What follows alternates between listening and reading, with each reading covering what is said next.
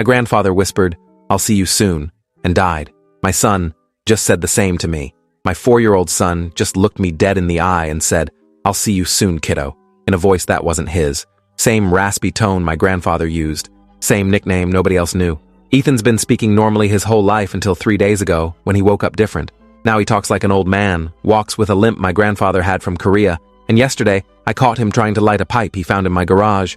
My grandfather died 6 months ago, whispering those exact words to me in his hospital room. I'm sitting in Ethan's bedroom right now, watching him sleep, while my wife Rachel thinks I'm losing my mind downstairs. She heard what he said to me an hour ago and called her mother asking if there's a history of mental illness in my family. But here's what she doesn't know. This morning I found Ethan standing in our closet, holding my grandfather's Purple Heart.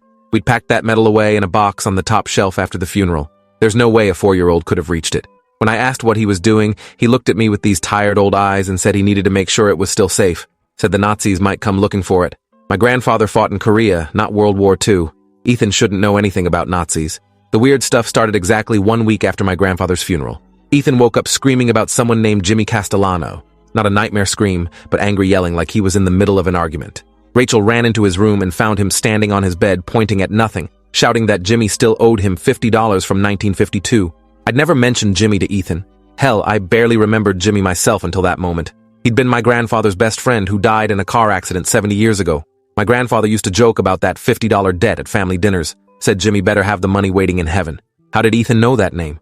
How did he know about the money? Rachel said he must have overheard adults talking at the funeral, but Ethan wasn't at the funeral. We'd left him with Rachel's parents because we thought 4 was too young to understand death. The next morning, Ethan asked for black coffee. Not chocolate milk, not juice. Coffee. He said it with this annoyed tone like we should have known already. Rachel laughed and poured him apple juice instead. Ethan took one sip, made a face, and said, "This isn't coffee, this is kid garbage." Those exact words. Kid garbage. That's what my grandfather always called anything sweet. I started keeping notes on my phone. Every strange thing Ethan said or did. Wednesday he complained that his knee hurt, pointing to the exact spot where my grandfather had shrapnel embedded from the war. Thursday he asked where his workshop was, getting frustrated when I didn't understand. My grandfather had a workshop in his basement for 50 years. Friday, Ethan drew a picture in preschool that made his teacher call us in for a meeting. She showed us the drawing with this concerned look on her face. It was a house, meticulously detailed, with a red door and a specific window configuration. She said Ethan had spent an hour on it, getting upset when other kids tried to play with him.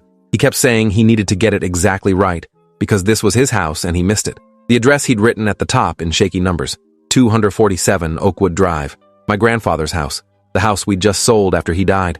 Ethan had been inside it maybe 3 times in his life, always briefly for holiday visits.